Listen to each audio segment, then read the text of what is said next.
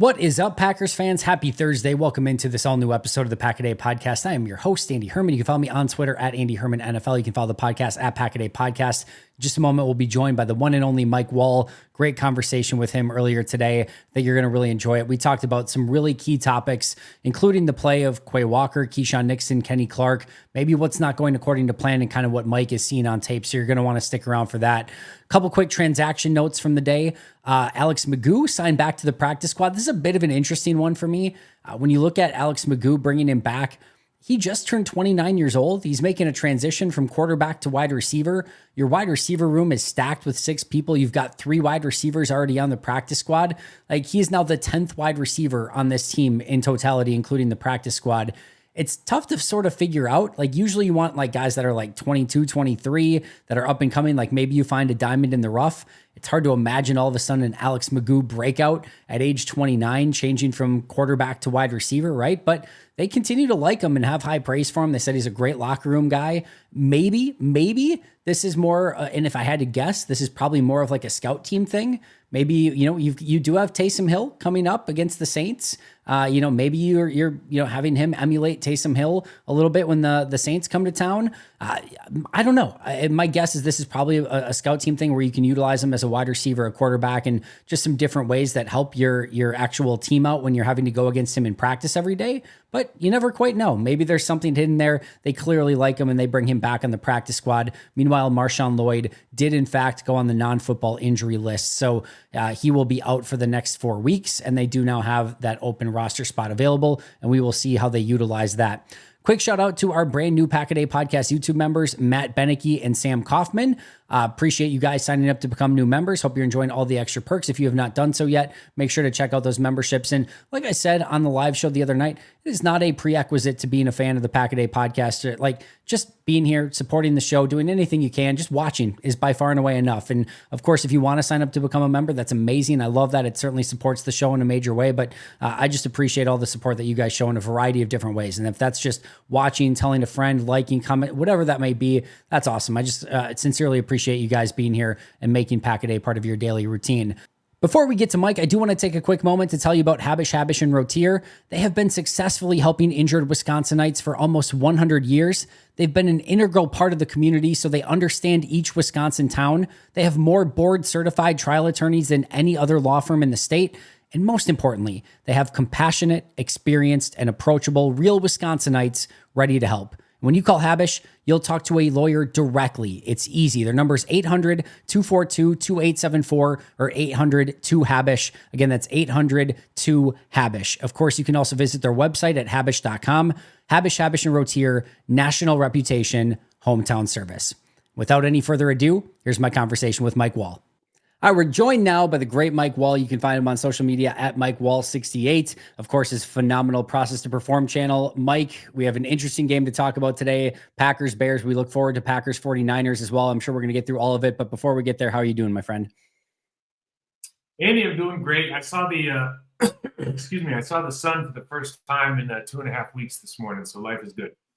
I'm glad to hear it.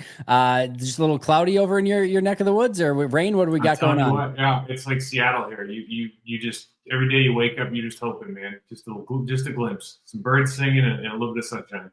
It's been a little gloomy over here, but certainly not for that period of time. I'm happy to see you're getting some vitamin D. Always much appreciated when we get that. And the opposite, yesterday was just rainy. It's just one of those classic, did not want to get out of bed at all. So I know exactly how that feels. Let's get to this Packers-Bears game. Thankfully, it was not a rainy doom and gloom day for Green Bay. They picked up the win at the very end of that game with the blocked field goal. Per usual, Mike, I will start with you and I'll allow you to go in any direction that you want to go in. What were some of your key takeaways from this game? Well, I mean, 2019, you got to feel you somehow have to feel that the defense did their job. I think there's some things did stand out though. On the plus side, there's not a lot of big plays for the Bears, but I saw way too many rush lane issues with Caleb Williams, just way too many bad fits, too many missed tackles at the line of scrimmage, and honestly, just from a coordinator standpoint, I thought that the Bears did a really good job offensively of just finding angles and exploiting numbers. I think they did a really good job with that. Part of that was obviously Caleb being able to do some of the option stuff and the RPOs, but I thought they did a really good job exploiting angles in particular with the Packers, and they stunned us on the second level, which I'm a little bit surprised to see over the course of this year. They've been pretty good there. And then offensively, Andy, I mean, Josh Jacobs has so many yards after contact. It's like it's amazing how effective he's been given sometimes what you're looking at. Wilson obviously has the career day, and it's another one of those games though where you're like, offense doesn't really look that good, but they have like 360 some odd yards. It's just it's always, this offense is always kind of finds a way to put some sort of stats on the board. But again, it's like that first drive is what we always want to see, where Josh Jacobs is running. We get to throw down the seam to 11 to Jaden, and then it's like, why can't that be a launch pad for the rest of the game? Just for the last 2 weeks, it doesn't seem like it's ever the launch pad. It feels like it's the finality.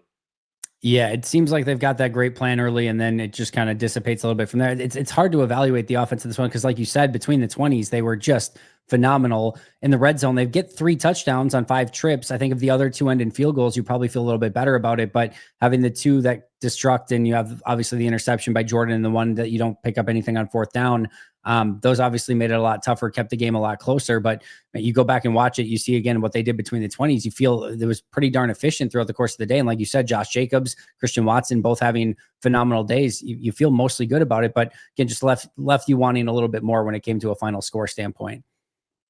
I mean, the Bears defense the Bears aren't very good. I think that's the hard part. The Bears aren't very good, and they're not good. Yep. But like we say, Josh Jacobs had a nice day. I think he had a nice first quarter. I think he's a phenomenal player, and so I think he creates some good opportunities. He was good in the passing game, but like this is one of those games where he should have well over 100 yards. You would think, fair, and they don't. And listen, you always have to nitpick when your team's winning games. They're 8-3 or whatever, and you're going, oh, they're not really not that good. But they're 8-3 in the National Football League or whatever the record is. And so you start going, how are you going to beat the good teams in the NFC to get to the promised land? And I think there's, at this point, if you're in the locker room or if you're in the meeting rooms and you're going, okay, like, what do we really need to figure out here? Well, I think the Bears showed us some stuff on defense that they exploited that we just talked about. And then offensively, if you're turning the ball over at the quarterback position, maybe, certainly more than you want to, particularly on early downs. I like that they take chances down. Obviously, you don't get it on the 4th down. That's fine. Sometimes you live by the sword, you die by the sword. But there's some really good plays up the middle this week. But I'm a tape watcher. So when you watch tape and you see what's happening actually between the tackles, it's not as much of a dominating performance as you would sometimes think with some of those big runs. And it's just a phenomenal. Like, there's a safety sitting in the hole, and Josh Jacobs somehow makes him miss in a 6-inch space. He misses by 4 inches, and you're like, well, that doesn't even make sense. So there's some of that stuff going on a little bit that I think they can just continue to develop and improve. But always good to win when you're not playing great. No, I think we see it from a very similar way, though. If we're not looking at this of like, can you beat the Bears? It's more of, can you beat Detroit? Can you beat Minnesota, Philadelphia, KC, or Buffalo? Like, can you make that run come playoff time? And I think if they play this particular brand of football, it's going to be hard to do so. I think we all know they have a ways to grow. And some of those things that you're mentioning, run blocking, red zone offense, not turning over the football, run fits on defense, those are going to be super key if they do want to become the team that we think they're capable of becoming, and clearly just aren't there quite yet at this point. Yeah, I agree with that. You just wonder, part of me goes, okay, do we have the pieces in place to actually beat the Detroit Lions, to get to, or the San Francisco 49ers? And it's just like, is that a game, or those games that you can go in and say, we expect to win these? And I think the jury's still out. They made such a great run in the playoffs last year. It was the Cowboys, obviously, look where they are now. But it was such a definitive win down in Dallas, and then it was such a good game. Really, with the Niners game was just such a closely contested match that you think, okay, that's a launch pad to some real success this year. And while I think they're certainly an effective team and they're winning some games, as you look at, okay, when you go up against some real powerhouses, what does that look like? And I'm not sure that anybody really knows the answer to that question. No, it's TBD, and I think these next 7 weeks of the regular season are going to need a lot of growth, and will show us. I think even this week against San Francisco, we'll get a much better idea of how they play in this game. So some tough games at Minnesota, at Detroit, San Fran this weekend. I think Miami's going to be easy on Thanksgiving, so I think we're about to learn a lot more about the mettle of this Packers team and just what they may be capable of come playoff time. I'm curious on your thoughts on a couple of very specific things. All right, the first one is this is the first game post Preston Smith trade, and we got to see some players fill in. Obviously, Enigbari played a lot more. He was the starter in this game. LVN pretty much played his usual amount of snaps, and we saw a lot of a lot more Brenton Cox. We've never really seen much Brenton Cox before. Right. And then just a little bit of Aaron Mosby.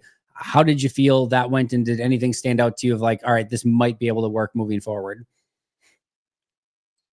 Well, Brenton Cox obviously made a couple plays where I think one was on the quarterback keeper where he didn't bite. I don't know if that was designed or he just decided to go because he didn't look like he read it. There was another where they didn't block him off. He was playing right defensive end. I think he just ran in to make a tackle in the backfield. So, and then Bari's made those plays before, and those plays are there to be made sometimes with these different offenses. But as far as if the question is, are you asking me, do we think we're going to improve the pass rush now? The answer is no. Yeah. And I think that's still a huge problem for this team. I don't know where they're going to generate that. I guess the one thing you would say is Rashawn Gary had 2 plays in a row at the end of the game where he caused 1 sack and he was responsible for the other. And both of those were kind of what we've been preaching for the last 2 years. Just go ahead and pull no punches, angle rush him, pull, get your hands on him. You can long arm. You have great leverage. Use it, especially against lesser players. Like, quite frankly, the Bears have one good offensive lineman. He doesn't play. He plays right tackle. If he's over on the left side, it's like you should be doing this all day. So I don't know. I don't think I answered your question except to say that I didn't see anything that I went, oh wow, this is going to make up for that leadership and all those. The numbers are going to be so good that it's going to make up for that loss. I don't think so, but it's always hard to say when guys don't have stats, Andy. That it's like, I can sit here and go, oh, but he's a leader. Oh, but he does these intangible things. But when you get on shows, sometimes it's like, well, if he doesn't have 4 sacks or 10 sacks or whatever, then he's a good trade. So we'll see. Yeah, I get it, and I am with you in the fact that I thought Enigbari had a tough game in this one. LVN continued to struggle. Gary was promising, especially at the end with, again, like you said, kind of responsible for those 2 sacks to get it to 3rd and 19. Brenton Cox made a couple unblocked plays. I think pretty much anyone at that position probably makes those very similar plays. But it's just a position overall, both defensive end and I think interior at defensive tackle, that needs to get better. And if we talk about things where Green Bay wants to reach the level that they want to reach, I think it starts 1A to me with pass rush and getting a little bit more, just winning your one-on-ones with a little bit more consistency. I mean, Jeff Hafley was not afraid to bring blitzers in this game, and it wasn't enough. They couldn't either get there or cover it up on the back end well enough to make those big impact plays. And it's really, really tough if you can't get there with 4 and you can't win your one-on-ones to kind of be the defense that you want to be. Yeah, and the Bears are satisfied with a lot of plays, sending out 3 receivers and blocking 8, and still making some plays, and then still having the quarterback escape out and making plays with his legs. So there's kind of a lot of things there that you can improve on. When I look at pass rush, you obviously look at it like if you have a guy designated to win your one-on-one, that certainly goes into the equation. But you have to have some sort of rush lane integrity with a guy like Caleb Williams at the quarterback position, knowing, especially as a young player, he's more apt to hold the ball a little bit longer. He's more apt to break the pocket. And so when you see guys continuing to rush over the top, and you guys taking wide angles in the 3 technique position, and then when you're running a lot of, we've talked about this a long time with like Quay, for example. I think Quay's probably better when you bring him on blitzes and when he's not, or bringing him on dogs when he's not. But even the situations where they're walking those guys up in the A gap and then they're trying to run the pick, like that is one of the sloppiest pick jobs I've ever seen in those stunt games. So I think you just need to clean up some of this stuff, and you're not going to always win. And quite frankly, with the guys you have, at least at the end position, you're not going to win very often. But you can exercise some rush lane integrity, and I think that will at least help bottle up some of those big plays that the quarterbacks can make with their legs. I think that has to be the hope. I was surprised they didn't have that rush line integrity, especially early in the year. They did a pretty good job against guys like Anthony Richardson, Jalen Hurts, Kyler Murray. To not sort of be prepared for Caleb in a similar way was a little bit surprising. I don't know if the mandate was, hey, we need to get sacks, we need to get pressures, and integrity be darned, or if they just had a bad game with it. But it was definitely a little bit surprising to see. With that in mind, there are three particular players that I kind of want to ask you about that seem to be the in the eye of the Packers internet at the moment. So we'll start with the one that you just mentioned, Quay Walker, obviously having a couple different opportunities to make some plays in this game. I did think going back and watching it, there were a couple plays here and there that he did make. I thought the play in coverage was really, really good where he broke up the pass to Keenan Allen. There were a couple plays early that he showed up on, but it's still been extremely inconsistent at best. And I don't know about you. I'm more in the, I don't know what to do with that position. I don't know if you still feel comfortable with Quay. How are we feeling about Quay Walker right now? It's a really tough sport to play in 2024 when everybody has access to the game tape. Yep. That's the truth. So I can make you a highlight tape and he looks good, and I make you a highlight tape and he looks terrible. Yep. It could be in the same game. Very much. And I think that's, unfortunately with Quay, he's on the side of everybody wants to complain about him right now. So I thought he made a lot of really good plays in this football game, and I thought he blew a couple plays that he had certainly had a chance to make. Particularly when rushing the quarterback or filling the hole but not quite making the play. Sometimes when you make a back jump in the backfield and you miss the tackle, it's okay because you haven't made a play, but you've kind of done your job. But you see people just piling on about this, that, and the other. I certainly can tell you firsthand that's a very hard thing to have to go through. But that's the responsibility he bears by being the first-round draft pick for the Green Bay Packers and playing where he plays. And if we're just talking about performance, I think he's gotten better this year. I like the aggressive. I like the way he plays now, so much better than he played last year and the year before. I mean, honestly, really isn't close. But if you're just talking about how effective is he versus Eric Wilson, versus Isaiah McDuffie, versus Andrew Cooper, I don't think he's as an effective a player as any three of those guys at any given time on the field. I think if I had to go out and pick three guys out of the four to make tackles consistently at or behind the line of scrimmage, I think I'm going to pick the other three before I pick him. And that's just, again, sometimes it's tough when you're drafted where you're drafted. We talk about Madness all the time. We talk about Jordan Morgan as well. It's just that's part of the deal, but it is he could be a 4-year guy, and in 4 years you're like, he could be the next Patrick Queen. I mean, he could. Yep. I mean, he's got that kind of body and build, but instinctively he's just not where those other guys are, and because of that, it kind of makes it tough sometimes because he does miss some plays where you go, I know those other guys aren't missing those. Yeah, no, I'm right there with you. And I do agree. And I know PFF had a slight positive grade on him in this game, again, for whatever that's worth. I went back and watched it, and I was actually surprised at, especially early on in the game, how many plays he did make in this game. It wasn't as bad as I thought it looked on the game tape, which it usually never quite is. So I did think there were some things that he did well in this game. Just again, the consistency thing is what you probably like just a little bit more, and some of those instinctual things that again show up from time to time with Quay.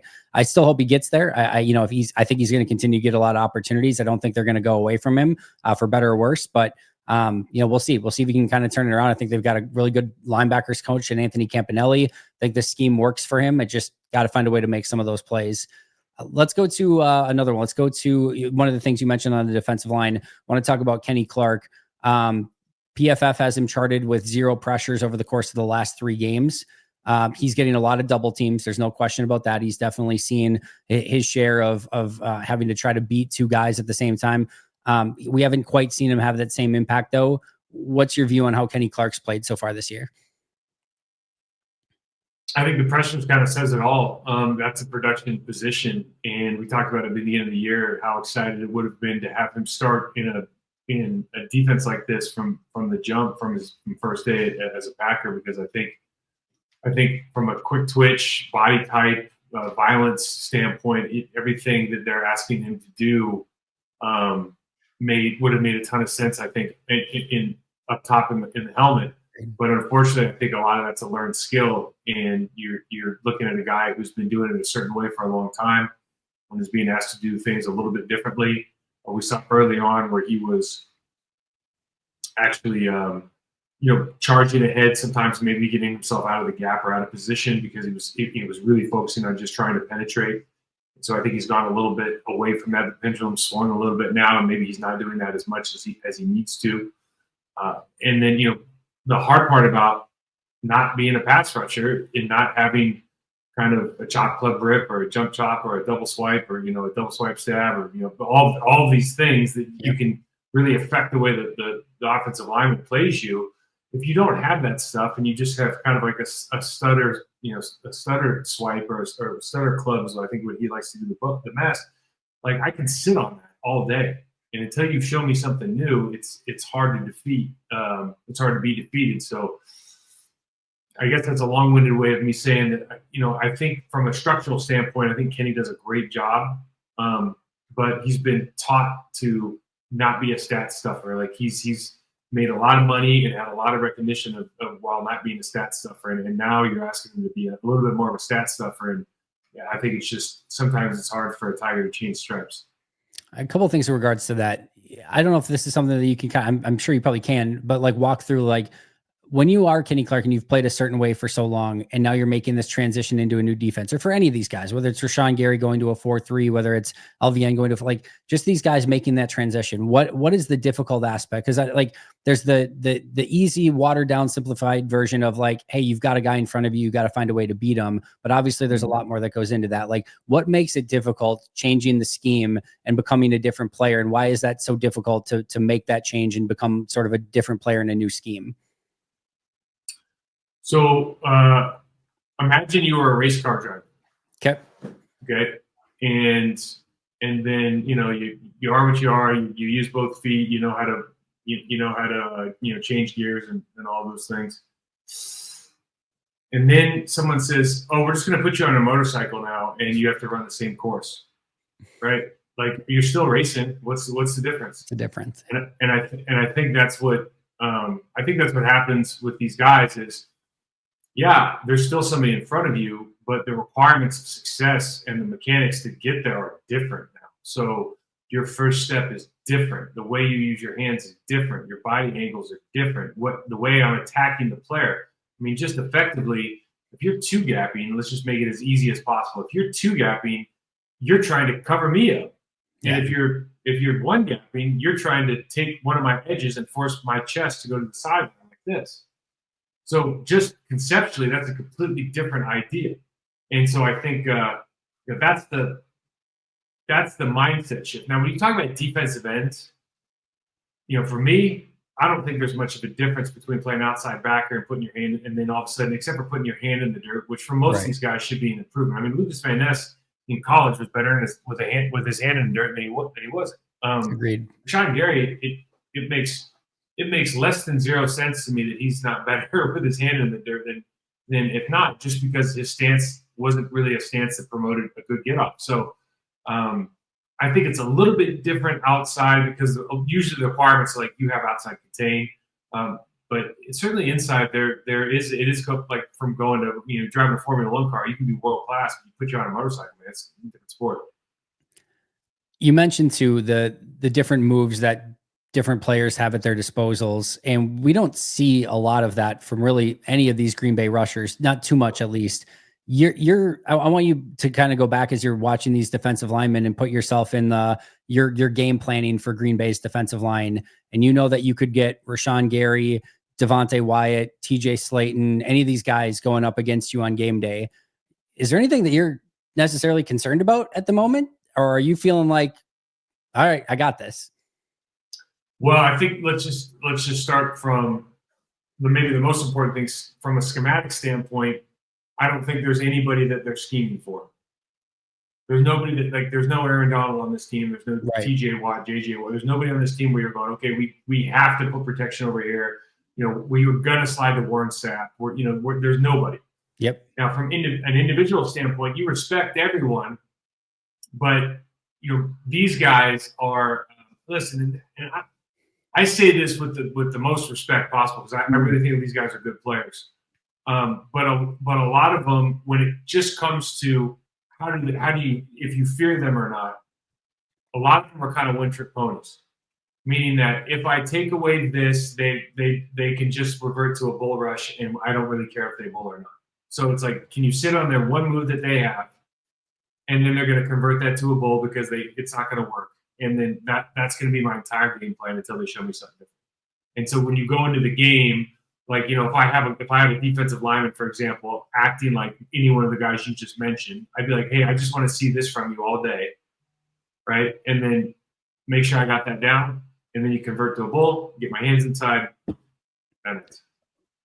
What I don't know how to ask this. Why do you think that this has been a position for Green Bay, both on the entire defensive line, that has been so hard to develop any sort of pass rush plan for some of these young, really talented players like an LVN, a Devontae Wyatt, or Rashawn Gary? Like, they're not lacking in talented balls of clay that you could potentially make something out of. At least it would seem. But they have really struggled to kind of develop these players. If you're going to be a draft and develop team, that sort of develop part of that is a very important piece.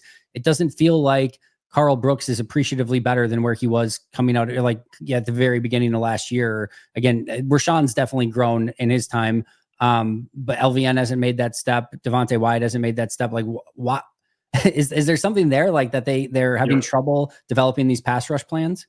Yeah, it's a good question. We'll start by saying that I know factually that Rashawn's the only one who works with somebody outside all off season. And so when you see his improvement, whether you like it or not, you can say, okay, he's trying to do something. He has a plan and he has moves. Me personally, I just, as an offensive lineman, I don't think what he's trying to do makes sense. But I can see what he's trying to do, and I can see why. It's counterintuitive to kind of how I would teach the other side of it. Yep. The other guys, I just don't think they have that person that is consistently teaching them how to understand angles, how to understand what their leverage points are, how to understand. Like Andy, this sounds really stupid, but because the sport is so simple. But if I can get you off balance, I'm going to win. Yep. I'm not going to win all the time, but I'm going to win most of the time. It's just a question of the quarterback gets rid of the ball. And what people fail to recognize is when I stand, how do I win? Well, what is my angle of departure? So what's my angle towards wherever you and I want to have contact? How fast do I get off? And then what body profile am I in when I get there? Like, if I can master those three things, and it's not easy, but it's pretty simple. If I can master those, like, I'm going to beat you a lot, because the other guy's a worse athlete. He doesn't have the same bend. There's a lot of things that he's lacking. And so for whatever reason, I don't think they have somebody that's there coaching that and spending a lot of time. But you see guys that are good. There's like Chuck Smith is a great D tackle or deep pass rush coach. I think he got hired by the Ravens. Was it the Ravens? He was a private guy. He got hired by a team, and that team all of a sudden has like 31 sacks right now. Like, it's not a coincidence. Like, you shine a light on a problem, you fix it pretty fast. I think a lot of teams just don't shine that light.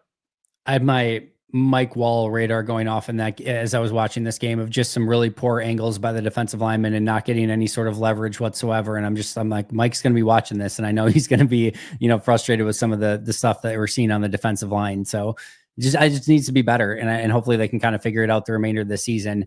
One other player that I wanted to ask you about, Keyshawn Nixon, another player. Again, I think there's actually some really good stuff. If you go watch Keyshawn in coverage, I think there's some really good stuff that's out there. Unfortunately, he gets a couple high leverage moments that he gives up some completions out, like the back shoulder one. Like, I don't even know, it's like what you're supposed to do much different in that situation. But your thoughts on Keyshawn Nixon? Well, good throw always beats good coverage. Yeah. Right, I think is what you're saying. I really like the defense from when, for whatever, I think Stokemeyer got injured, but when Keyshawn took over, I forgot what game that was, a couple of weeks ago, and they were really kind of focusing in on the run, and you remember they brought him in, and they, effectively, I think they man Jair on somebody for the whole game, and then they played him on the offside. Yep. And I just thought it brought a different tone. So I guess I would say it this way: like, I'm not really as concerned about Keyshawn Nixon from like a coverage standpoint. I'm much happier with the profile of the entire defensive football team when he's on the field versus when maybe a Stokes is on the field. Just because one of them loves to hit, one of them doesn't. And I'm all about. You already got one guy who's not a huge hitter, Yep. so let's at the other corner. But he is what he is. He's a great player. So let's get as many guys who like to hit people on the field as possible, and kind of figure the rest of it out, because you've invested heavily in the safety position and the star position. So let's take advantage of those. You've invested pretty heavily at the linebacker position. So you have guys that can cover on this team. And if you have guys that can tackle, I mean, Bill Belichick said this like 10 years ago. He's like, when I'm looking for a defensive player, the first thing I look for is, can he tackle? It sounds stupid, but Simple. Bill Belichick said it, and he's pretty smart. I don't know. He's very, very smart. He's 1,000,000% right in this case as well. All right, I want to wrap up our sort of defensive conversation with this question for you. I still think there's some pieces that they're trying to figure out exactly where they fit within this defense. Assuming everyone's healthy, what's the right depth chart for this defense? Who are the right players in the right places? Like who do you want to see out there that makes up the best 11 for this defense, in your opinion? Well, ideally, if everybody's healthy playing at the level, I'm assuming you're going to be in a nickel. So I'm going to take the two rookies and Xavier for the safeties. I'm going to take obviously Jair. I'm going to keep Nixon in there across the defensive line. I think LVN is a starter on the defense, because I think he's a good run game player, and you're not getting the pass rush from everybody else. Obviously, Rashawn Gary would be opposite of him. Kenny Clark would start at one of the defensive tackles, and then I personally like Carl Brooks a little bit better, just because I think he is at least somewhat of I think he's a pass rush threat, where TJ Sladen is a good football player, but I remember from my playing days, if there's only one thing I have to work, and I know he got a sack last week, but it's not really so. If I'm playing against Tractor Trailer or Ted Washington, if you only have to worry about half the game because they don't know how to pass rush, I'm not really worried about the game anymore. And so I think you have to always have that constant threat of like, oh man, if I take a bad hit here, I really won't be able to recover. And I don't know that you get that as much with Slayton as you would with Brooks. So I think that would be. Oh, I forgot linebackers. Oh my God. Well, you already know my three linebackers. I already told you. I think Wilson has quietly been a top, 3 player on this team. Like I think he's been. You don't see him make a lot of mistakes, and you see him make a lot of plays. And then obviously McDuffie, and I think that Cooper's just too good to not have on the field. I think he just makes too many plays. Yeah. So just to clarify, in nickel, you had Bullard in the slot. I had 3 guys at 3 linebackers. That's You're cheating. Good. We knew what you meant. But in nickel, you had Bullard in the slot, and then Nixon and Jair on the outside. In nickel, I would have Bullard in the slot. I'd have Williams in the back with McKinney. Yeah. Gotcha. Makes sense. I love the Carl Brooks take. I think he deserves a little bit more time. He's been a little bit better against the run lately as well than I think he's been. He had that nice play this past week where he shot into the backfield and made a tackle too. So we'll see. I'll be interested to see how they kind of piece the puzzle together the remainder of the season, and what kind of mixture that they can get going, and hopefully they can get kind of something headed in the right direction. Last thing on offense before we get to Packers 49ers, obviously red zone offense has been a bit of an issue for this team. They're in the, I think, bottom third of this league. Anything that you're seeing from a offensive standpoint of like why they would be struggling, or is this happenstance? Is this bad luck? Is it like, well, it's compressed windows. I mean, you compress windows when you go down there. You can't take the top off the defense. Obviously the run lanes are a little bit tighter. You can't overstate how spread out a defensive team is now in the National Football League between the 20s. I mean, it's really easy. Like sometimes I was watching a game today. I was watching game tape with a kid, right? Yep. And we turn on the tape, and I swear to God, it's like, all right, 6-man box, 5-man box, 6-man box. You're like, what? Like this is I was with Amon Green this weekend, and I'm like, man, have you ever seen so many 5- and 6-man boxes in your life? So.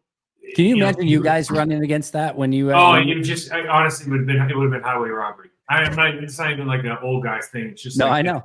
It was just a completely different way to play football that I don't even understand. It's 230-pound linebackers. Are you kidding me? But anyways, With the compressed windows, I think it's a lot more difficult. So what do you need? What does a compressed window really mean? That means that your route runners have to be more precise out of their breaks, or if they're running uh, like window routes, they have to be very specific. Your quarterback can't throw off his back foot, okay? And the blockers up front have to be able to move humans vertically and sustain blocks. So you have to do all that stuff to be successful anywhere. But because of the compressed space in the red zone, it's much more critical. And I think that's where you see. I mean, this isn't just with the Green Bay Packers. This is with anybody, but it is much more difficult to get those things done when those safeties can play 7 yards from the line of scrimmage instead of 12. I think so too. And I don't think Green Bay's offensive line is necessarily built quite as much to be that physical moving offensive line. They're a really great pass protecting offensive line, but kind of going back to some of those run lane issues, or the run blocking issues that we talked about earlier, those are going to show up a little bit more when you get into the red zone. And I think again, I think you bring up a great point in the preciseness of the routes and just throwing on time and within rhythm. Those things super important as well. I think all those things Green Bay can probably get a little bit better at, and hopefully be like, either way, I still don't feel like they should be in the bottom third of the league when it comes to red zone offense. Yeah, too talented. Too much talent there. Yeah. And I would say this too, like Matt LaFleur has done such a good job. Which again, you kind of go, oh, they didn't play very well. You go, they had 360-some yards. It's not terrible. And so when they get down, and they had 5 trips to the red zone on 6 drives. yeah. So it's really effective. And so yep. I'm sure that he will address this. The question is, this is one of those things he said. He made a statement a couple of years ago that I poop-on, and he was like, "Oh, the scheme can fix everything." I think he was talking about defense actually, but I always was like, "Man, I hate to hear that." But this might be one of those things where he has to scheme his way out of the problem, because I don't know if those guys are going to tighten up what they do at the level that's required to improve in that environment. If anyone can do it, it might just be Matt, and figure out a way to get some more advantageous looks in the red zone. Hopefully that can be the case moving forward. Last but not least, Packers 49ers this upcoming weekend should be a really good game. What are you looking forward to in this one? Well, the Niners lost a tough one last week, and they really continue to kind of lose these close games where you think they're outperforming, and then all of a sudden they're not. They're relatively healthy watching the game. I think Kittle's a little bit banged up still. I think he was out last week, but I'm not sure if he'll be back. But obviously got McCaffrey. I think the hard part about the Niners is defensively, sometimes you get this incredible pass rush, and part of that is the pressure that they bring. So not only the front four, which are really good, but also the guys that they bring up the slot, or if they're bringing one of their linebackers. I think when they get into that mode and they're really kind of hunting, this is a very difficult team to play against, because they get back chunk plays. And so it's like you really have to match fire with fire there, and not be afraid to put yourself out there a little bit, make yourself vulnerable in order to get maybe some bigger plays in the game. Because I think going like 80-yard drives, 90-yard drives against this quality of a team that is able to get you on that 7-yard sack, at least once in every 10, 15 plays. I think that's the struggle with playing them from an offensive standpoint. And then, listen, when you're lined up with them defensively, you just have to know, like, Trevor Williams is going to take away the backside B gap. It doesn't exist as long as he's there. So what are we going to do about that? They run, everyone's running the Shanahan offense, and they run the most sophisticated version of the Shanahan offense with the best players, because they've made it better than anybody else. Like, their fullback and their tight ends are really the key to the offensive success. So when those guys are both healthy and they're both playing, they're as unstoppable a team as you're going to find. They haven't played as well this year as they have in years past. I think a lot of that has to do with injuries. So you're kind of hoping that you catch these guys with a couple guys with the injury bug, and then you just don't know what you're going to get from a game plan standpoint, but you're sure that those guys are going to play well up front. Can we win that battle? Yeah, the Nick Bosa injury is going to be a huge one to keep an eye on. Mike and I are recording prior to the injury report in the first practice on Wednesday. So we are not privy to that as of yet, but we'll be keeping a very close eye on that and all of the other potential injuries in this game as well. The one play that stood out this past week that made me think immediately of the 49ers was that toss play where DeAndre Swift kind of juked out Xavier McKinney in the open field, and Braxton Jones just runs over Evan Williams on the play. I'm like, man, I'm thinking that play, but Trent Williams is in that Braxton Jones position, and you've got Christian McCaffrey at running back. Like, wouldn't surprise me if we saw that similar type of play from San Francisco with Juszczyk at fullback, McCaffrey at running back, Trent Williams at left tackle instead of Braxton Jones, George Kittle at tight end in all likelihood. Like, they can run that play probably better than just about anyone with the personnel that they have. I'll be interested to see, just how Green Bay does a hopefully better job defending it than they did against that. They ran that toss play a couple times with Swift. It was successful both times. Yeah. Again, is that a problem with our run fits? Not identifying, what you saw a couple times there was you're identifying that late from the inside out. And then the angles, obviously, when you're playing the safety position, you're playing the corner, having to make that play. Those are difficult plays to make. Certainly, when you have a good running back, and the Niners have a surplus of good people that can hand the ball. This is really a mirror. This is kind of a mirror offense, right, from Green Bay, in that we don't necessarily run the same schedule, but you have a lot of people in the backfield that can run the ball really well, and they're all privy to get it at any given point. So, maybe that helps both teams prepare a little bit. But I do think that the Niners have a real unique advantage when they run certain plays with Juszczyk in particular, just because guys don't understand how to fit it as well when you have that fullback in there. They've started running, and they did this last year. They started running him in that motion, and then essentially turn it into an inside slip block with whatever tackle. Now, on the other side of that, Andy, like, if you're saying to me, how are you going to beat the Niners? I'm going to put them in a situation where their other 4 offensive linemen have to win one-on-one matchups. I've never thought they're very. I think Jake Brendel's a good center, but outside of that, I've never thought they're a very strong offensive line. And they just do a lot of stuff schematically and having the horsepower of Trent Williams. So I would really, it's just one of those games where, like, if you're going to bring pressure, drop the right defensive end and don't even waste your time, and then bring the house everywhere else and just see if they can hold up. Yeah, I like that plan a lot, because trying to go one-on-one against Trent Williams or do anything against Trent Williams is a nightmare more often than not. Mike, I cannot appreciate you more. You're the absolute best. Tell us all about the YouTube channel and where we can find all your incredible work. Yeah, I got to get a show out. I didn't get a show this week. I've been slacker. Busy. Yeah, I know. Process to Perform is the channel. I'll have a preview out for this upcoming game here soon. Andy, thanks as always for having me out. Well, we'll be looking forward to that one for sure. I know I'm excited to watch it. Again, follow him on Twitter at Mike Wahle 68. You can find me at Andy Herman NFL. You can find the podcast at Pack-A-Day Podcast. That's going to do it for Mike and I today. But until next time, and as always, go Pack Go.